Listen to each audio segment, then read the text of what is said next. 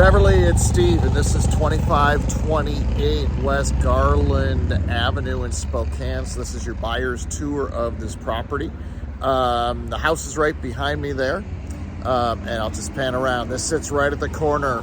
That is the stoplight. Those cars are going north on Alberta Avenue, which is an arterial street here in Spokane. And then this car right here, that is going west on Garland, to give you a perspective. So this is a corner lot. The good thing is you're on a major arterial street here, but there's a stoplight here, so the traffic noise should not be that bad. But let's go inside and take a look. So right here at the front door, you have a little bit of a deck sitting out here. If you want to enjoy the evening, you can certainly do that. And we'll go inside, and you will see this has been remodeled. So definitely you can't really tell from the outside what it is in the inside. It's actually pretty nice in here. So on the main floor in this living room, we've got LVP tile. You've got a really cool wood fireplace. You certainly could probably have a gas insert put in there if you'd like to, as there is gas to the house, just have to have the line run to there.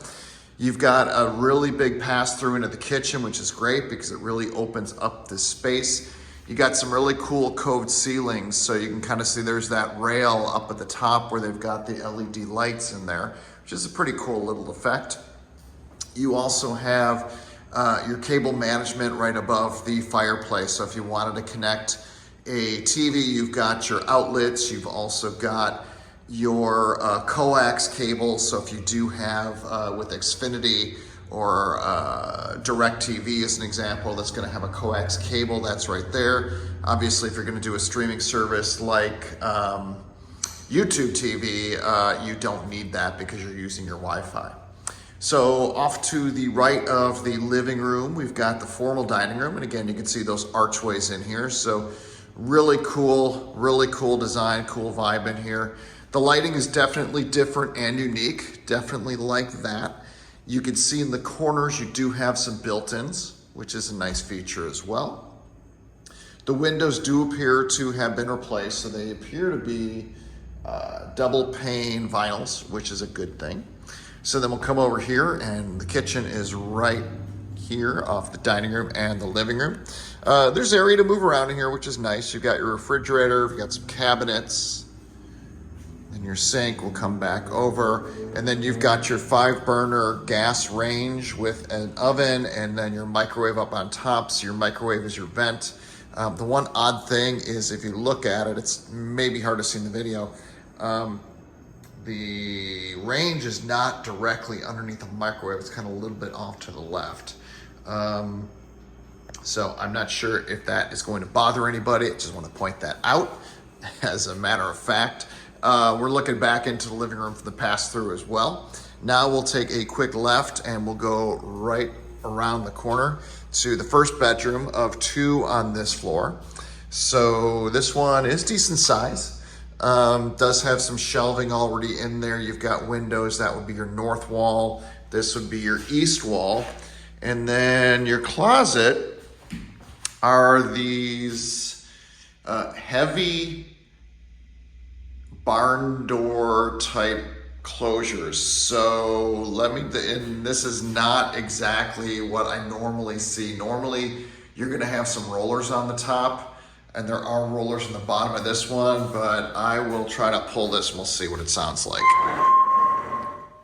Yeah, so that is kind of noisy. I think they didn't really buy it in a kit. As you can see what they did with the tube or the piping up there, they kind of did a DIY. So if you're okay with that screeching, that's fine. If not, you probably could update that and put another header up there and some rollers. That would be your radon tube right there. So it seems that you do have radon mitigation already in the house, which is a good thing. You don't want that gas in your house, in your living space. Right next to this bedroom, we've got the full bathroom on the main floor. Pretty narrow and long, but there definitely is room in here. And then the shower enclosure is actually pretty cool.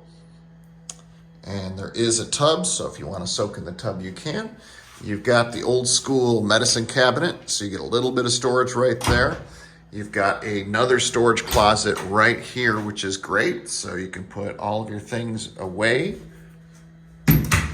You've also got some kind of cool wall coverings too to give it more character. And then as we step out of here, we go into the next bedroom, and this one is a little bit bigger than the last.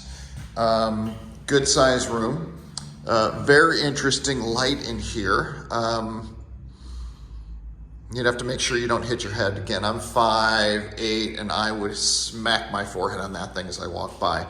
And then you've got your closet over here. This door looks to be a little bigger. And again, let me pull this one for you.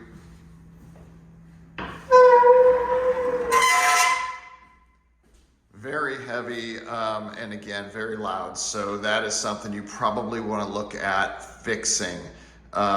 This is clearly a DIY project versus bought a barn door kit. So that can be corrected though. Not the end of the world. Another cool thing in this house is you've got a lot of these built-in closets. So I didn't point this one out, but this is by the first bedroom as we came in. So you get another closet here. This could even be a pantry as it's right off the kitchen. All right, so now we are going to go take a look downstairs. So we come through the kitchen. You can see from the kitchen, you've got windows to the backyard. You got this little breezeway right here going out there as well. You take, and also let me just show you on these walls. It's actually got a lot of character. You got a lot of reclaimed wood in this house. So this wall right here, and there's some coat racks behind, and then the wall opposite also has some reclaimed wood. So we'll go downstairs. Pretty normal set of stairs, which is always nice. The flooring down here is all LVP, unless it's concrete. So right at the bottom of the stairs, we've got what appears to be the largest bedroom in the house. You do have, I'll back up into here, 2 windows. Not quite sure if they're egress, but certainly that one right here could be dug out, made an egress window right there. This is a good size room though for a primary bedroom, and then you do have this 3/4 bath in here. I'll turn the secondary light on in a moment. I just want to show it to you first. However, the fan is tied to that, so I have it off right now so it doesn't mess with the sound, but I'll show it to you. I'll back out, turn it back on. So you've got some glass block on this wall here, separating the shower. So somebody can actually be in the shower and leave the door open and you're not staring at them. And then it's a tight little bathroom in here. You've got your toilet, which is dual flow. So you've got low flow, which is great. And then you got your pedestal sink and your shower. And again, this has some nice tile walls in here as well. And then you do have a little storage closet in here too, but I'll turn it on. So it's not too loud. Obviously you probably want to put a mirror above the sink right there, but little things. And there is, from here, we go next door, and although there isn't a closet in this room, so technically it's not a bedroom, but this little room has no windows. I mean, this could be your walk-in closet. This could be amazing space right here. So let me back out and I'll kind of come back or go through the same way. So again, orientation, there's the stairs. To the right of this, we have even more storage in here. So just some space with the shelf in here. The walls look like they're... This is the laundry room. We have a utility sink. We have the water heater. You've got a water softener as well. So there are hookups over here for the washer and dryer. You can see in the corner, you do have a cedar closet. And then I'll come back to those 2 doors in a moment and point that out. And then back here, we've got another room that has the furnace in it. So you've got a newer high efficiency furnace in here, which is great. And then you have even more storage room back here, which is also nice to have. Now, the one thing I want to point out, this house used to have oil-based heat. does not anymore. However, the oil tank is still here behind the walls. So unfortunately, you'll find that in a lot of older homes in Spokane. The only way to get that out of here would be to cut that up with a torch and then take it upstairs. There's no way to take that thing out whole, unfortunately. So there is a little bit of an oil smell down here. It's not horrible, but it is present. So we'll go upstairs and take a look at the backyard now. So now we're in the breezeway at the top of the stairs next to the kitchen. We'll come outside and we can see the garage right here. The roof looks to be in pretty good shape. Doesn't look to be horribly old or aged, which is nice. You have a gate over here, which will take you to the front of the garage. You can see the fence then going around. Fortunately, there is a padlock on that garage, so I cannot get in to show you the inside of that. And then this is the backyard. So you've got a little bit of patio area. Looks like they've got some kind of, those squares do look like they're just placed. They must be click in place or something. There is really no grass, a lot of dirt back here. But you can see the fence goes all the way around. You do have a gate towards the front of the house.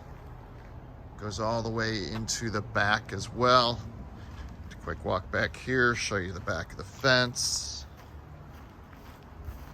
So you've got a little storage room behind the garage, and you can see there's just kind of that plywood piece at the end. So you probably want to put a real piece of fencing in there. The house is wood, and it has been painted. The one thing I did notice that might be a little concerning is on the sides, you can actually see a lot of bubbling in the paint, which is kind of an indication of whenever it was painted, it was not prepped correctly. So that on this side, which is the east side, I've noticed definitely there's some bubbling. So that might be something you want to think about. There is some paint up there that has a little bit of a chip to it. So again, with VA appraiser, some of these things might get called out, but you just never know. So that wraps up our tour of this house on Garland and Alberta. If you have any questions, let me know, and I'll be talking with you guys soon. Take care.